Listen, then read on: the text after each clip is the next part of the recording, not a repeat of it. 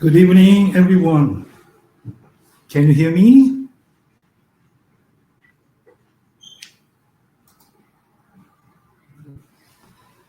Thank you for joining us tonight for our Term 2 Education webinar. I'm David Lee, the Admin Manager of Pre-Uni New College Head Office. Thank you. I will be your host for tonight's webinar, and we have one of the presenter, Miss Nala, who will provide detailed information about the OC exam format and question style. So I prepared this webinar to provide information about the upcoming OC exam. So we will cover various topics such as OC exam format and also the preparation strategies for the exam and understanding the placement outcome, and some helpful preparation tips as well. Okay. We will have a Q&A session if time permits, and I will do my best to address as many of your questions as possible. So if you have any question, you can leave them in the chat, and I will allocate time to address the question with an answer. Okay? Yeah. So please feel free to use the chat box. Yeah.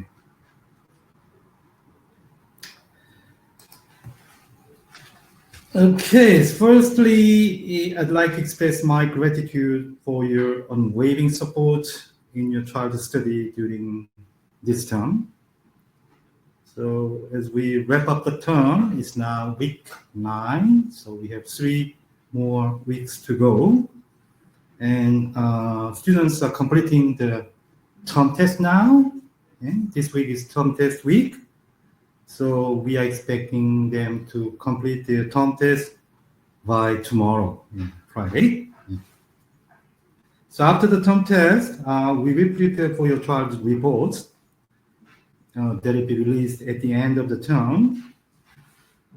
So I understand the importance of the reports, which enable you to track your child's progress. And we will try our best to provide with comprehensive and insightful information about your child's progress. So please make sure your child complete their term test by tomorrow. I'd also like to draw your attention to the upcoming winter course and also the term 3 course. The schedule has been announced. So please refer to the latest newsletter. It's available on the website and also Cyber School news section. So it contains all the details regarding the course schedule. And I will cover some of the specific of the winter course schedule during this webinar.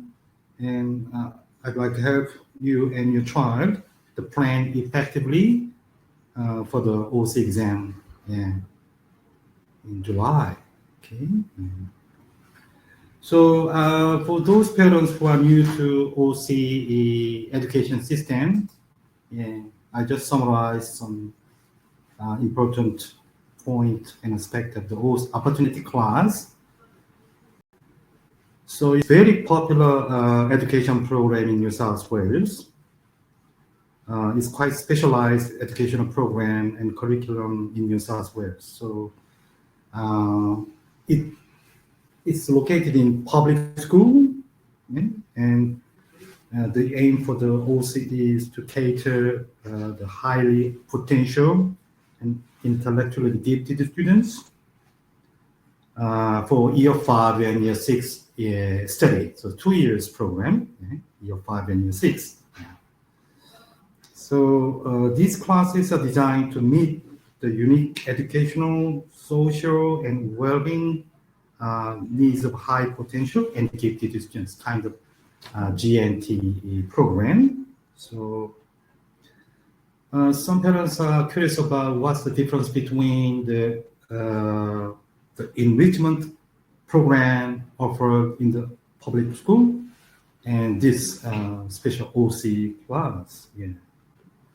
So while the enrichment program is available in particular school, dedicate only the students who enrolled that specific particular school, but the opportunity class is managed by the Department of Education for all New South Wales students.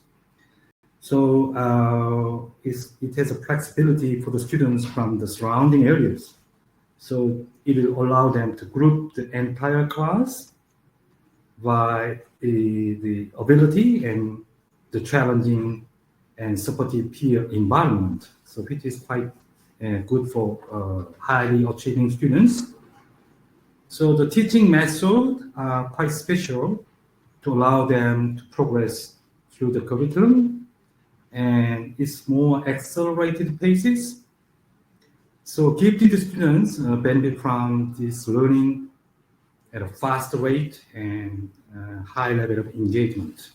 So opportunity class enables students to explore the concept in greater depth and complexity and fostering their intellectual curiosity.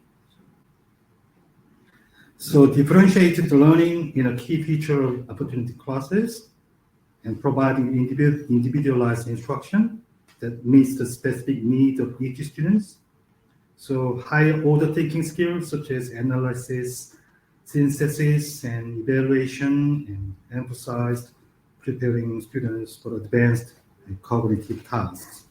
So it also promotes independent learning and encourage them to undertake tasks and projects on their own. So there should be the collaborative group work, which is very important.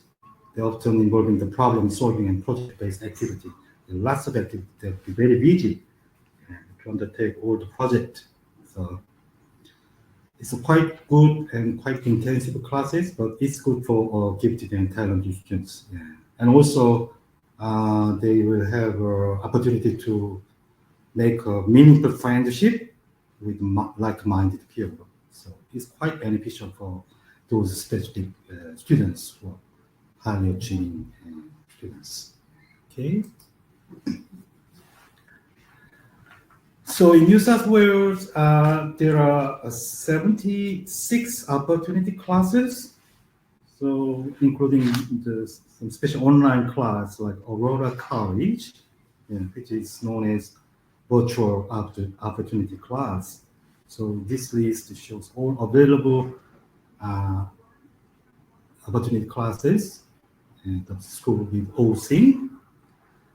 As you can see, around 45 schools are located in the metropolitan Sydney area, and 30 schools in the rural area, the remote area, regional locations. So each opportunity class has different vacancies. So they have 15 or 30 or 60 vacancies. Yeah, the Aurora College, they have back 100 places. So total 1,840 vacancies for the whole seat placement. Yeah. Okay. So each year, over 15,000 applicants have been received. Yeah. So last year, it was total 15,025 students they set for the exam to seek a place for the OC. So it looks like very competitive. Yeah. So around top 12% of the students got an offer from the OC. So, top 12%. Yeah. Very competitive. And also, there is a special active placement model that will be applied to the OC placement procedure. It was introduced in response to the 2018, 2018, there was a special report about reviewing the current selective process in OC. So this model just focus on underrepresented groups, like students from low socio-educational background, Aboriginal students and Torres Strait Islanders, or students who live in rural and remote locations, and also the students with disability. So up to 20% of places in each OC class, opportunity class, will reserve the place for these special activity groups. So 10% from socio-educational disadvantaged background, and 5% for the Aborigine and Torres Strait Islanders, and 2.5% each for rural and remote students and students with disability. Okay. So basically, when they start OC placement procedure, they will choose the top 75% of students from the rank list, and then extra 20% of students, they will try to give them an offer to the equity placement model, according to the equity placement model. And there is maximum 5% placement, which is reserved for the students who miss the test due to various reasons. Yeah. Okay, so when they process the additional 5% or 20% equity place model, they will make use of the reserve list according to their exam performance, exam scores. Okay, so that means a bit more competitive than previous years. Yeah, so around 9 to 10% of students from general application will have a chance to get an offer. That means, yeah, without any preparation for the exam, it's going to be, there is no way to get in the first round. So we need to prepare well in the advance, and our students already, tackled all the challenging preparation course. So I'm quite confident about their performance, and I believe they will get an offer in the first round. Okay. Yes, I'd like to remind you the important key days until the exam and outcome.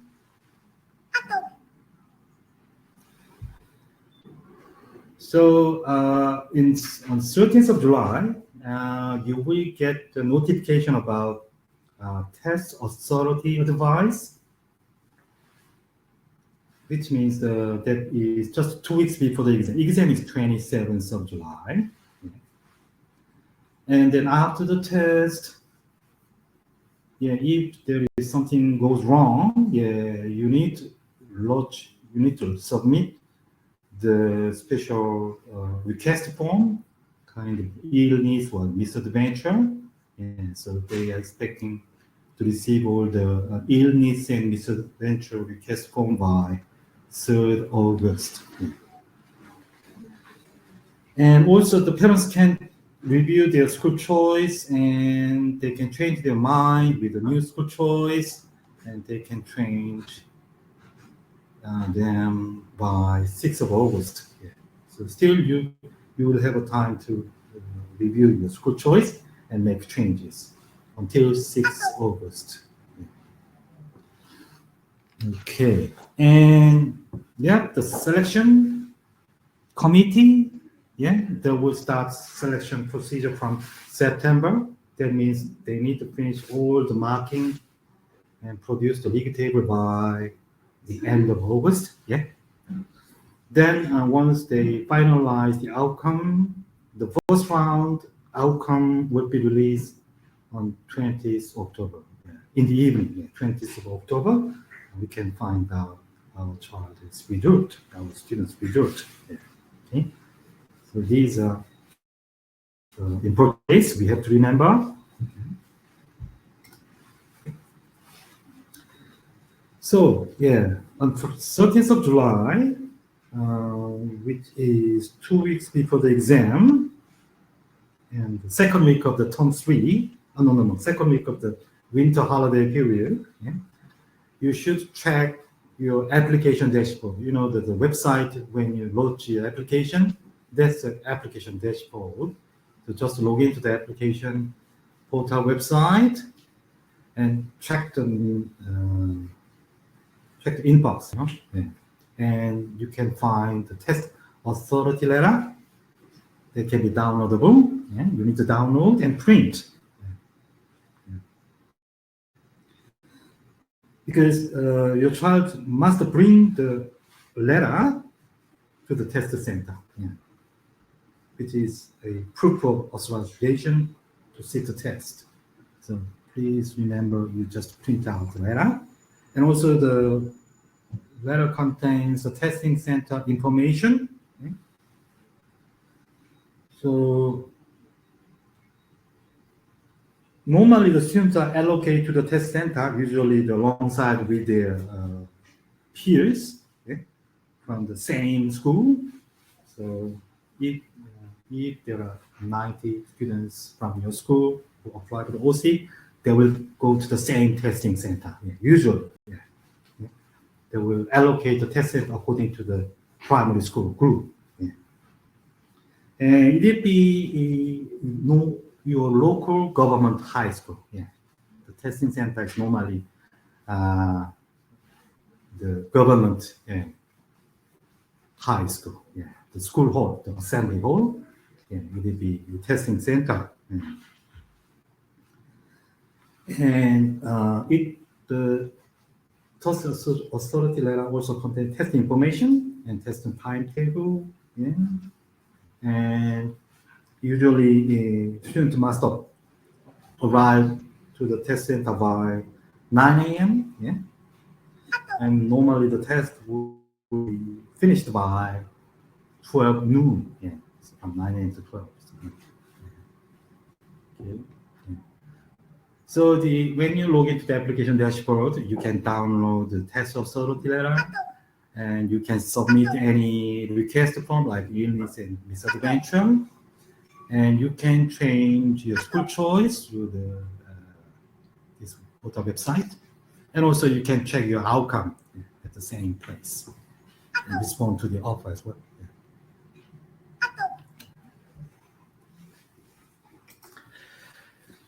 Yeah.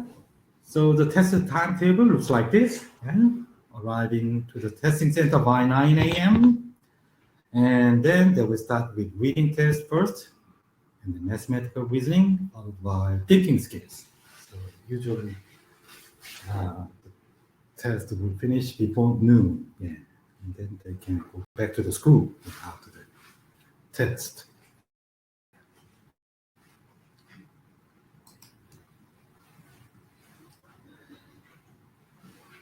Yeah. So I want to discuss about more details about illness and misadventure request. Yeah. So what if something goes wrong on the test today?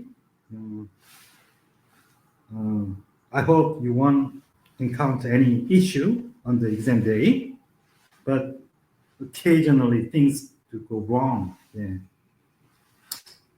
For a small number of students, yeah, every year.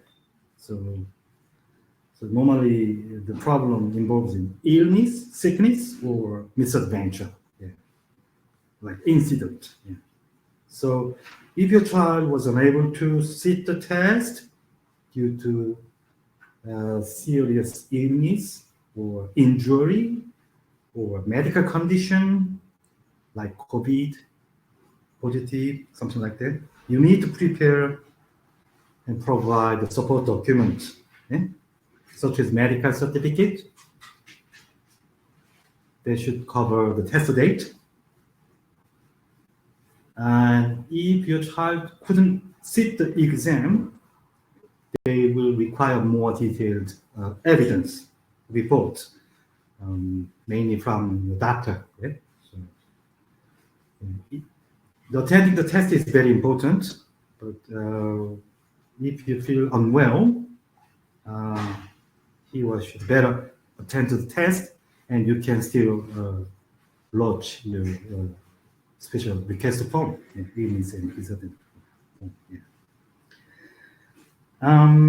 So misadventure applies in cases where the incident or circumstance outside of your control, like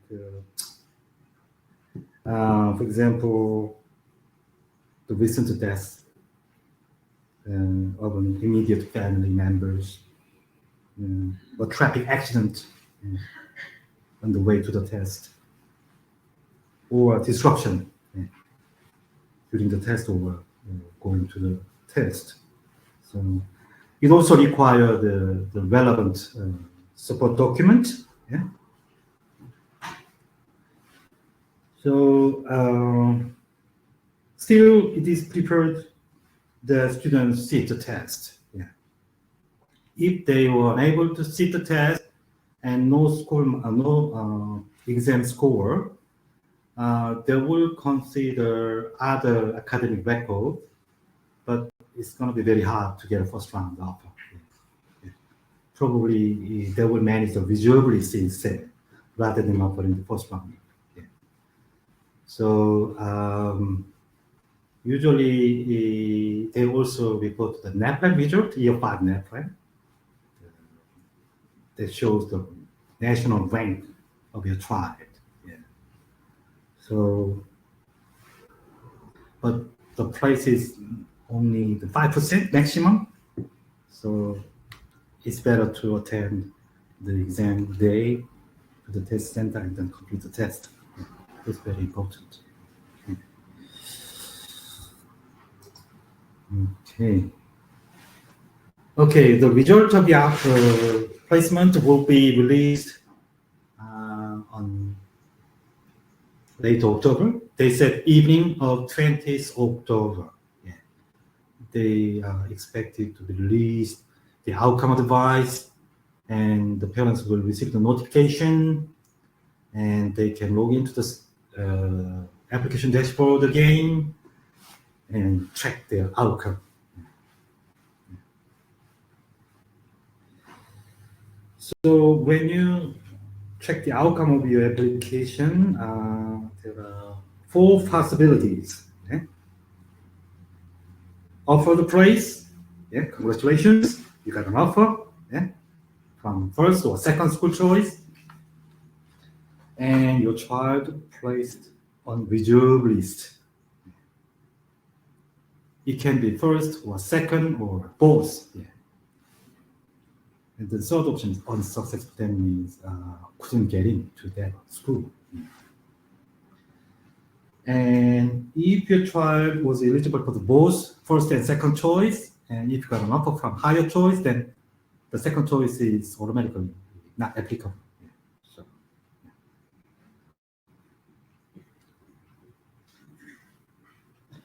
So parents who got the reserve notification, they will get additional information about how the reserve list works. Yeah. And also there is a due date, yeah, whether you want to accept an offer or withdraw. Yeah. So all the detailed information about your response will be included in the notification. Yeah.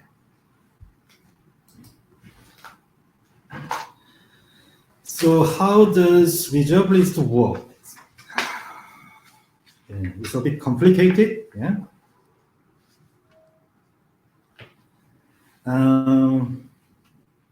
So when you got the reserve, you will see the indication band, reserve band. Yeah. Band A, band B, C, D, and E. Yeah. So reserve band, 5 bands. Yeah. So when they decide the band, reserve band, is based on previous year's reserve list. Yeah. So band A means in the previous year, those students will get second round offer within a month.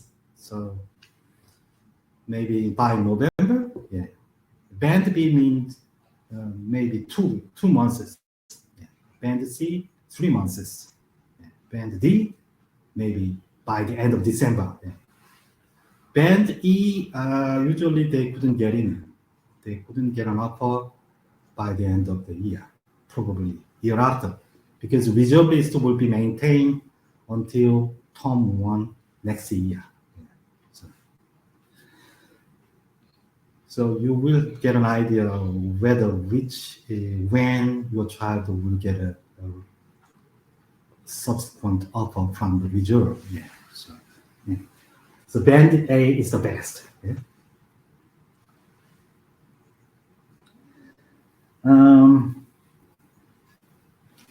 Some parents got a offer and reserve the first choice. The first choice of reserve and second choice offer. Yeah. Let me just find out. Yeah. This table I just summarized the band, the last band after the reserve list process. Yeah. So, for example, let's have a look. The Beecroft. Beecroft is one of the top OC schools, and the last students who got a last offer from Beecroft was E. That means the reserve band worked very well. So before the beginning of term 1, who got an offer, who got a reserve band E, they got the last offer. Yeah. For some school, it didn't work. So some school, the last students, the reserve band was B or even A. That means most of the students gotta accept their offer and no decline, no cancellation. That means they cannot use the reserve list in that case. So you will get an idea about the band, reserve band.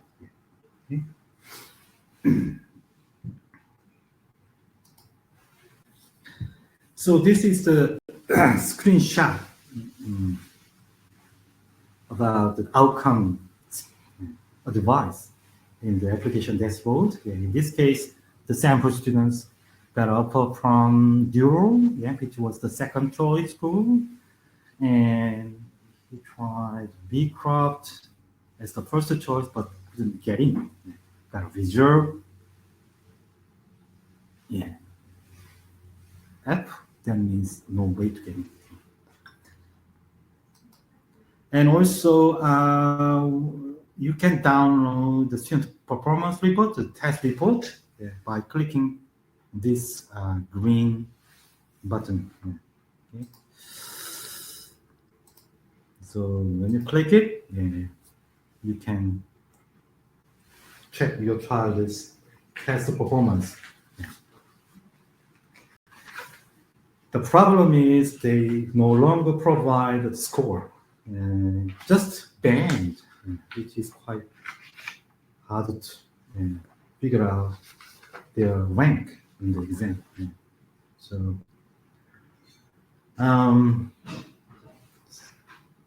So it just shows 4 band, top 10%. Your child was in top 10% in specific test, top 25%, or above than 50%, or below than 50%. So there are 4 bands. So the problem is this band, and you can see the dot, red dot, blue dot, it's kind of colored dot. It doesn't indicate your child's position. It's just in the middle. That means it doesn't provide any rank or position. It's just showing your child is somewhere here, within this band. So this makes us to provide the minimum score. So there is no minimum score. available. So that means we need to make use of our students' the trial test performance. Yeah.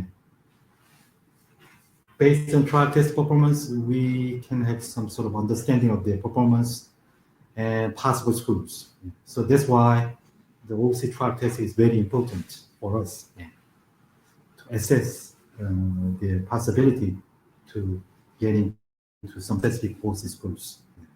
Yeah. Okay. Okay. So from now on, yeah, I'd like to hand over to Ms. Naila about the exam format. Yeah. So yeah, we all analyze on the past papers, and we can provide some valuable information about the exam information. Yeah. Okay. Okay, Naila, yeah, I will hand over to you. Yeah.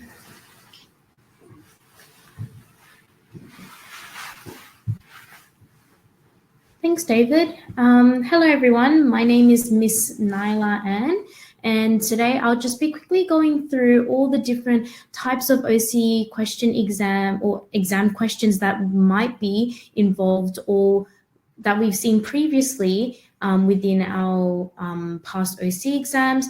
And we'll be going through some tips and some study methods that could really benefit you as we go through this. So if we have a look and we begin, as you know, there are 3 different types of exams. Our first one is our reading test, then our mathematical reasoning test, and our thinking skills exam. So I'll be briefly going through each of these components, and then at the end, I'll also go through the main,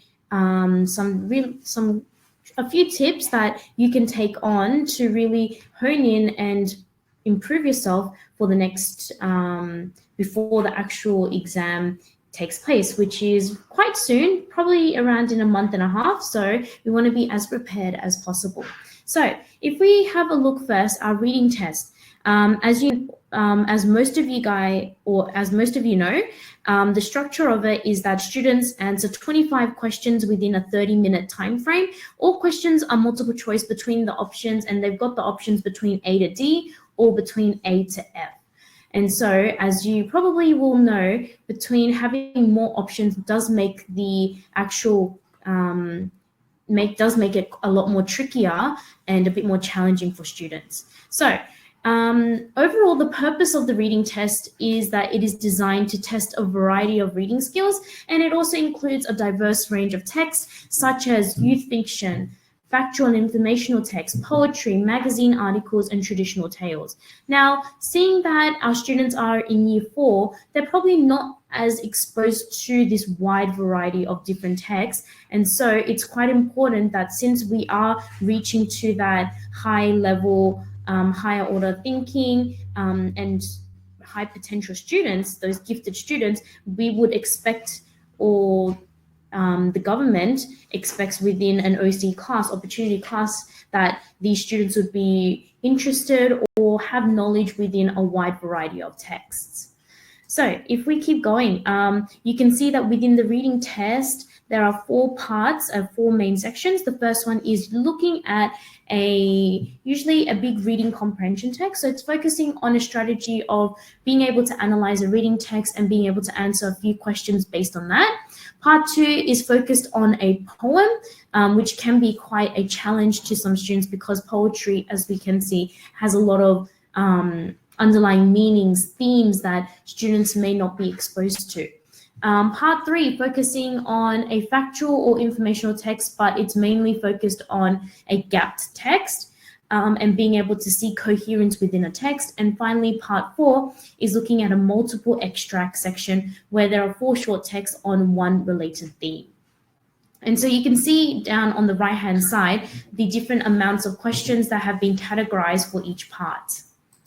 Okay, so text themes. This is probably a really important point to really consider because then knowing that these are the types of texts that constantly come up within our OC exams, you would then be able to know at home what kind of text you need to read up on, study up on, and really understand. So the OC reading test utilizes a wide range of text sources that covers an extensive range of themes. And so these themes and sources include text about Australian experiences or culture, including Aboriginal culture, because and seeing that we are in Australia, we want to have that deep connection and knowledge towards that. Then we've also got focuses on extracts from classical texts, classic texts, authors from around the world, and also some very general themes as well. Now, once again, I will reiterate that this is not only to ensure students have a built knowledge of ideas, but it's also to cater for a wide variety of students who come from different backgrounds and banks of general knowledge.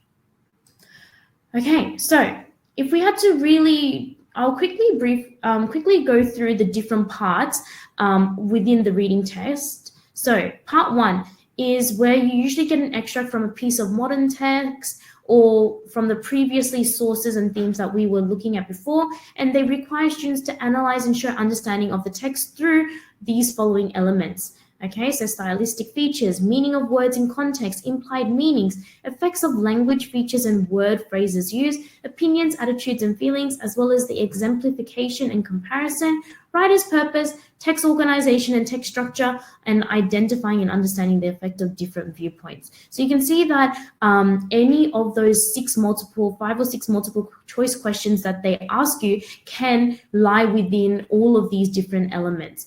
And just being exposed and having that constant practice within there is quite an important structure or method to take on as you're doing this. So, and you can see we know that our OC tests have been made by the company Cambridge. And so this directly comes from, and we've researched within Cambridge what they're focusing on and what they're looking for within here. Okay, so this is an example from a past paper that's been released by the department. And so you can see here that there's a text below. You can see that it's from it's based covering a theme within or as a source from like the other world, like from within around the world, most specifically within Africa. And so you can see here the structure of it, and on the right hand side there's a list of questions that all relate to a whole lot of different elements that have been previously talked about. So if you have a look at question 4, focusing on vocabulary and telling us essentially within this vocabulary word reverently, we need to be able to see the underlying assumptions and words that are related to here. And so this is an example of what part 1 would be looking like. And so you can see we do similarly go through this in previous or in our current practice exam courses that we do. Okay, part 2 is a poem, and it will not assess students on literary terms, but it's also mainly to understand the effect of stylistic features, including the use of figurative language techniques, the implicit meaning within the poem, understanding text organization and structure, the effect of language features and word phrases used, and finally, writer's purpose. Now, one thing that's really difficult about poetry is that because poetry is using such a limited amount of words, the message that comes across can be a lot more trickier to decipher. And so within here, we notice that you might notice within your child that when your child has come back with their test reports, they would get like a few more questions wrong within certain elements. And then this is where we have to hone in on those skills and identify what they might need more work on. And so the reading test, the poetry section part 2 is what I've seen can be quite a challenging component. So this is an example of a poetry text. You can see here that it's understanding first how it's written. So the structure, it's written in a couplet section with enjambment within there. You can see that the questions all relate to being able to decipher certain words and the meanings behind it and what's the purpose of using these words to bring along a message and so forth. So this is an example of how poetry is quite an important element and within the our OC test. Okay, part 3, our reading test, is our gap text, and it's a gap match task, or also known as a closed passage. Now, what makes this one quite a lot more trickier is that it's not just any closed passage where there's only like one word that's missing in each part. It's a whole sentence that may be missing. And so students have to decide which sentence best fits each gap. Now, one way that, or a few ways that we can best, or students can best improve themselves and understand these elements is, number 1, understanding that textual cohesion. Number 2 is to understand the structure within the text. So seeing how the structure of the text, so is it written in subheadings? Is it written in a persuasive manner? Looking at that structure will help to better give students clues on what's the missing sentence within there. And finally, also looking for the flow within the text. And this is something that's highly recommended when students are reading through the text from the beginning to the end, once they've been able to choose those appropriate sentences within there. Now, what makes this gap text section quite particularly challenging is sometimes the topics can be quite tricky, and not having that thorough understanding of that topic can prove to be a challenge for the overall text. But not only that, what's also really important makes it challenging is that there's always that one extra option that's given, and then that might prove to make it a lot more challenging for students to be able to solve, because once they get one question wrong, then there's a chance that it becomes a rollover domino effect and they get many of these wrong. And so this is why it's quite important that they're familiar with the processes and the structures. Okay, this is an example of it, of a gap text from a past paper. You can see that it starts off, as you can read the title, The History of Escalators, you know that this is an informative text, and you can see from the beginning, there's an introduction. At the end, there is a conclusion. And so you know that how they've written this, since it's history, it's going to be focused more on time periods and written in a chronological order. So that's already looking at structure. The next thing is looking at previous sentences and sentences afterwards, understanding what that main paragraph is about, to then choose from your options A to G which one's the best ones to that fit within that gapped section. And so once that's all filled in from 12 to 17, then it's a matter of being able to read through once we've got the time to make sure that it's smooth and it flows. Okay, the next part for the reading test is part 4, which is our multiple extracts questions. Now, there are 4 short extracts, which are from multiple sources, they're different styles, and they're from different purposes. Now, what we'll notice is that the sources are from a wide range. We've got blogs, articles, reviews, reports, and even personal accounts, maybe even in the sense that it's written in a narrative perspective as well. And so from these 4 sources, they're all giving different ideas or different perspectives, but all surrounded by that one same theme. And so from looking at that theme, those questions are all based within there, but then our questionings are all going to be ranging in being able to choose and analyze which ones and identify where these features were within each of these sources. All right, so this is an example. You can see that there are questions 18 to 25 that they give at the beginning, and then they've given you your 4 extracts, A, B, C, D, and it's really important to be able to understand each of these extracts around if they're positive or negative, what style they're using, if they're using a first, second, or third person narration, and being able to see those clear buzz keywords within there to be able to help you answer and identify which extract included or explains, describes, refers to these questions. Okay, so that is a quick, brief understanding of the reading components. And it's really important in knowing how to do these, because for first-time students who have not been exposed to this, they can be quite confused in how exactly do they answer these kinds of questions. So the more they're exposed they are to the structure of the paper, the better and the more fluent they become at it. Okay, so moving quickly to mathematical reasoning.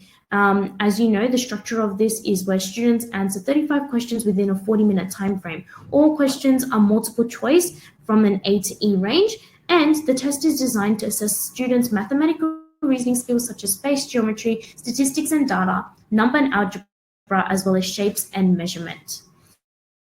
So within the 4 main components.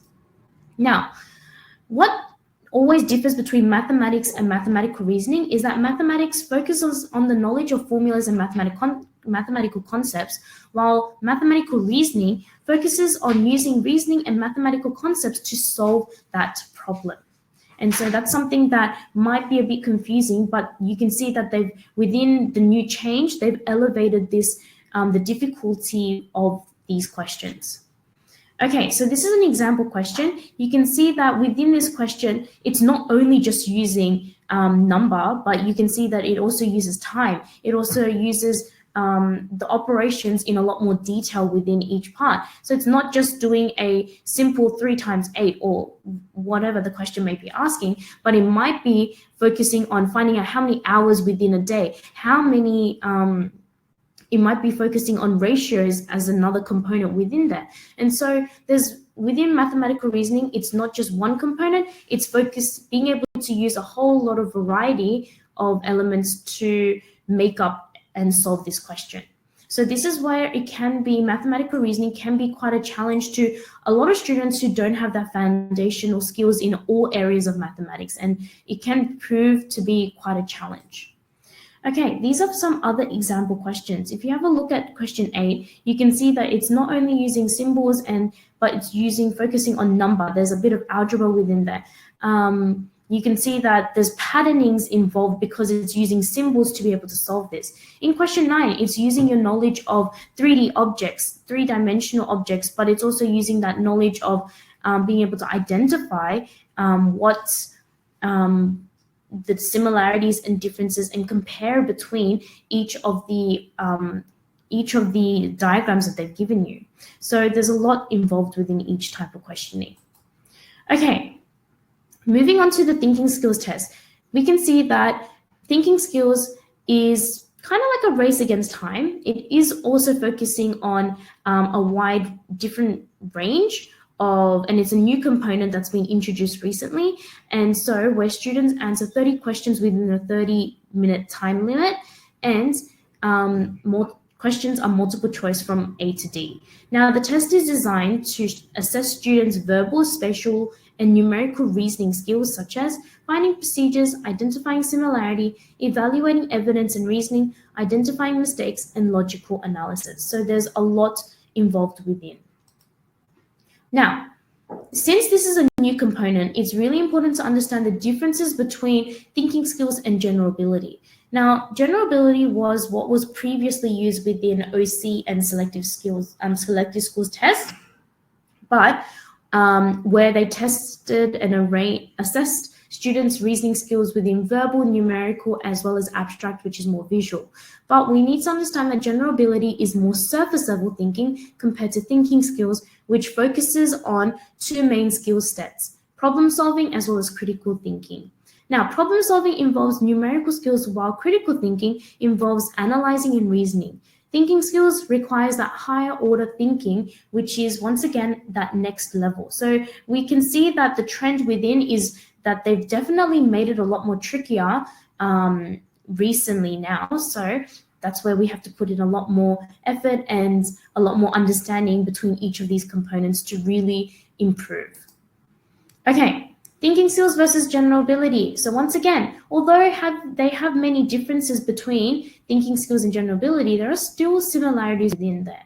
Both tests are aptitude tests, type tests, and they rely on students' underlying mental capacities rather than the students' learned skills and knowledge. Yes, we can prepare for thinking skills exams and general ability. However, it's really being able to look at a question and being able to see how can we actually solve these kinds of questions. And that's where aptitude is a lot more present within these kinds of tests. Okay, so if we have a look briefly here, this is thinking skills and general ability, different types of questions, but they are focused on the same area of graphing. But thinking skills requires that problem solving. You can see that there's various elements within compared to general ability, where you're just data interpreting what if you can read a Venn diagram. So there's a bit of a difference between the two. Another one here, which is looking more within a critical thinking perspective. The thinking skills questions really focuses on being able to identify what the main arguments, what the main ideas that are within the text has, compared to general ability, which is more focused on logic. And yes, we do see some logic questions within thinking skills, but they might have an extra element added within there that makes it a bit more trickier and requires that higher order thinking within. Okay, once again, thinking skills focuses on two main elements, problem solving and critical thinking. You can see that on this slide here, that the different types of problem solving questions within thinking skills has, and you can see that there are quite a lot of different points that need to be considered. In the terms of critical thinking questions within the thinking skills second component, there are a whole lot of different parts, and even within that, there's all these other different sub-elements where the questions might change a little bit here and there, and that means, and in turn, as a result of this, that means that the way you solve these questions are a little bit different as well. Okay, now, if you need to work through this, or if thinking skills is somewhat of a new thing, or you find that your child is still struggling with it, what's really important is probably starting off with being able to solve thinking skills questions and how you'd be able to, the 5-step approach that we've developed and seen that it has really worked. And so you can see here, step 1, reading the question, step 2, reading the argument, step 3, paraphrasing the argument using your own words, step 4, predicting, and finally, eliminating those wrong answers. So on here, there's a QR code that will link you to a more in-depth videos on how we can actually solve thinking skills questions. On here are some examples of some problem-solving questions. You can see that there are a bit of a mathematical elements involved within here. So you can see that within thinking skills questions, there are problem-solving questions, which is the aptitude test with a bit of mathematics within there, and critical thinking will be more based on English. So that's how they've split it up, but being able to cater to making an equal mix between mathematics and English within thinking skills. And so you will see on this slide here, an example of a critical thinking question focused within more of an English and reasoning-based, argumentative-based, or opinion-based questions. And this is another example within here. And so you can see that they're from from past papers. So you can always access it to be able to see which ones are and have a go solving these questions yourself, just to be exposed and to know the level of what kind of questions are required, or how difficult is the thinking skills test. Okay, now before I pass this back to David, I just want to go through how to prepare for the thinking skills test. Number 1, and probably the biggest and foremost, is to be familiar with the test process, utilize all available information and resources. And yes, if you have been in previous presentations where we presented these webinars, what's really important is being able to be updated constantly and knowing if there are any changes or if there's any extra tips and pointers that are available. Understanding the different question types, purposes, and methods of solving such questions, making sure that you track the progress of your child's strengths and weaknesses, setting a time frame to be able to work through these questions, and one of the most important things is reviewing questions through available resources, okay? Next thing is to also make sure that you ask questions. It's better off if you're part of the trial test course, is to constantly ask your teacher questions. And what I've seen previously as within my students, those students who are asking questions and who are asking me, Miss, why is this not this answer? I've seen a lot more improvement in these students compared to those who don't ask questions. So that's why it's really important to make sure you review questions, but also to ask those questions as well. Okay, to be more specific on how to prepare for the test, in terms of reading, please make sure you're focusing on building your vocab. And within your vocab, not only just like specific words, but looking at how they connect with synonyms, antonyms, and the etymology of words. In addition to this, seeing what strategy best works for you in how you work through each type of question or part. Within mathematical reasoning, make sure your foundations and understanding of all mathematical concepts is strong and sound. If that's not the case and your number work, fractions and decimals, percentages, none of them are quite strong, I will tell you that you will struggle being able to achieve those high mathematical reasoning scores. Next one is knowing all your mathematical terminology in being able to understand exactly what the question is asking for. And finally, your working out needs to be set out accurately. What I've noticed is students who don't have very accurate working out don't tend to make more silly mistakes that they can make sure that can be easily prevented. And so being able to consider that is a really important component.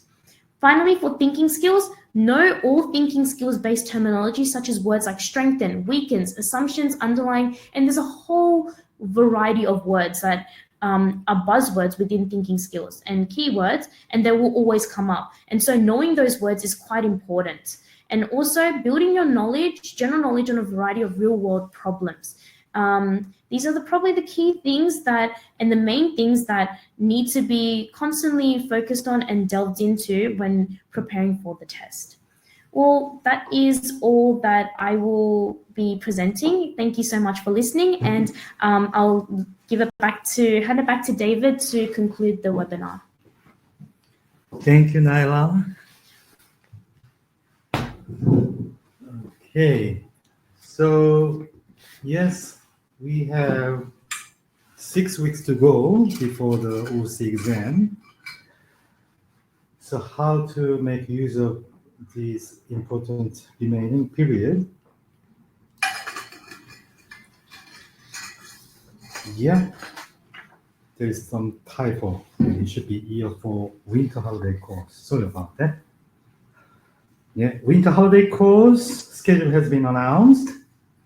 So our first offering is the intensive winter holiday course, which will start on 3rd of July until 7th of July, 5 days. So this course is specifically tailored to provide your child with a solid foundation across all components of OC exam. So our main objective is to sharpen their critical thinking skills and cultivate all the agile mindsets. So by joining the course, I believe that they will acquire essential tools and strategy, not only for the OC exam, but also the future selective school exam as well. For the second week, we have OC trial test course. So we are making use of whole 2 weeks, without missing. And we will complete 5 OC trial tests during the second week, from test number 17 to 21. So we have quite intensive schedule for the OC trial test. It's nearly the end of the OC trial test program. So I highly recommend both courses for achieving outstanding result in the OC exam. And so that means combination of the week 1 intensive winter course and followed by the OC trial test practice. So that they can equip with the necessary knowledge and preparation to excel their exam score. So please don't miss out on these very special course during the winter holiday time. And then the term 3, we will provide one more set of OC trial test papers, which will be the last one, just before the exam. And then we will have one special test event, which is ASET for OC, which is quite new initiative. And the ASET is very popular testing event for selective. Now we are offering OC ASET as well. Yeah, ASET for OC, which will be just 1 day test event. It will be very big scale. Yeah, we are receiving a lot of registration for this event. D-4 trial exam. Yeah, and also we will provide very comprehensive report, and you can measure your child's readiness and achievement level, as well as the overall rank from all New South Wales students who will participate in this event. So I think we already notified by the SMS about this special event. So please register early because we have very limited prices for this event. Yeah. So yeah, don't miss out. Yeah, it's very valuable. I highly recommend this event. Before the exam, they can familiarize the exam condition and test timetable, and they can practice with a timely manner. Yeah. And then it simulate the exam day. Yeah. Okay, so it's now already more than over 8 p.m. So yeah, let me check your question, and I will have a time to answer your question. Yeah. Okay. Let me check. Yeah.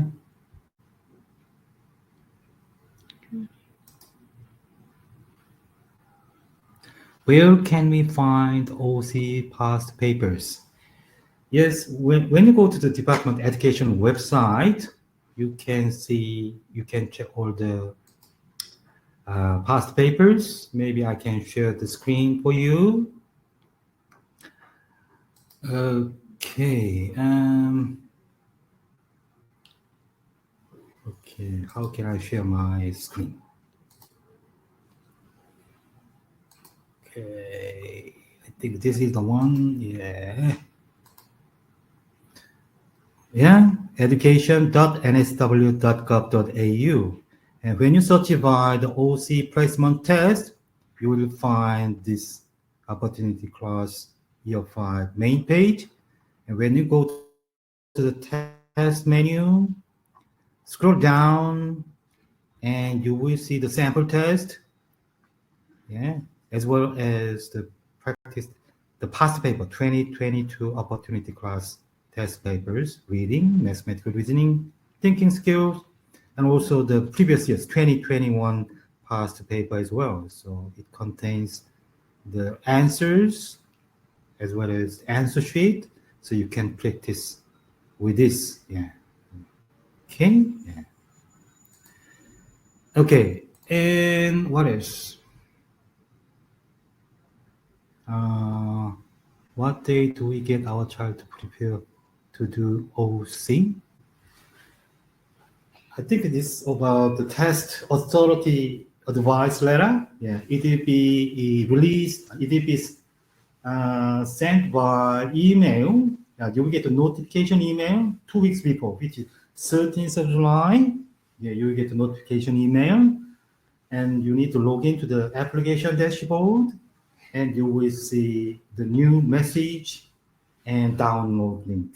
So just download and print and read all the information and bring it on the test day to be allowed to enter the test center. Yeah.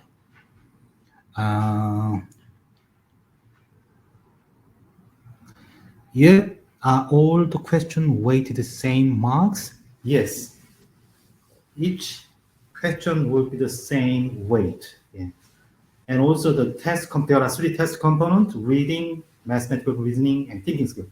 All are equal weight. So 33% from the reading, 33% from the mathematics, and 33% from the thinking skill. So if your child couldn't figure out the answer, they need to have a good guess and fill in the bubble. Yeah, there is no penalty for the incorrect answer. And yeah, I need to scroll again. Any Term 3 OC trial test class? Yes, before the exam, we have 2 weeks until the exam. So week 1, week 2, we will have trial test class so that they can finish additional one set of trial test papers. So there is one more OC trial test paper available in Term 3, and then they will sit the exam. Yeah. Okay, and what if my daughter get into reserve list and I want to enroll her in schools which I have not listed in application? You won't be able to get an offer from the school which you did not nominate. They will only consider the school you applied. So first and second, only 2 schools they will consider. And if you got an offer from the second choice and got a reserve list, got a reserve band from the first choice, still you can accept the school offer from the second choice, and you can wait for the reserve. Yeah, and then they will let you know once the place is available, and they will contact you, and then you can accept. Yeah. In that case, your previous offer will be invalid. It will be taken by another students. Okay.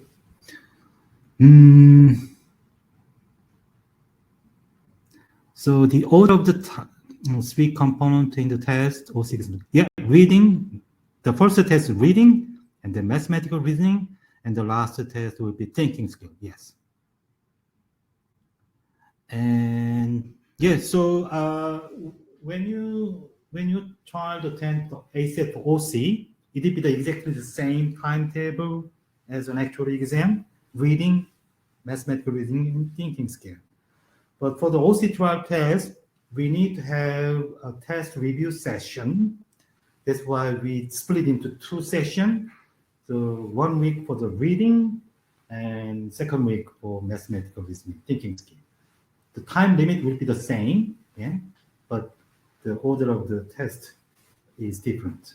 But they can practice with the actual timetable on the ACET for OC test date.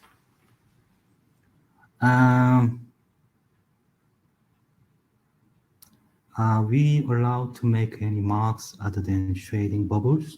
For example, can you mark stuff? No, they need to use the answer sheet, and they need to shade the answer bubble. Yeah, there is no other scanning procedure. The machine will only scan the bubble. Okay. Yeah, there are so many questions, but due to the time limit, I need to finish now. If you have any specific question, yeah, I'm welcome to receive your email. So I will give my email address. Yeah, my email address is david@newcollege.com.au. So if you have any issue or question or concern, yeah, please feel free to email me, and I will try to reply as early as possible. Okay. Yeah. Thank you for joining the webinar tonight, and I will see you again next time. Yeah. Thank you very much. Have a good night.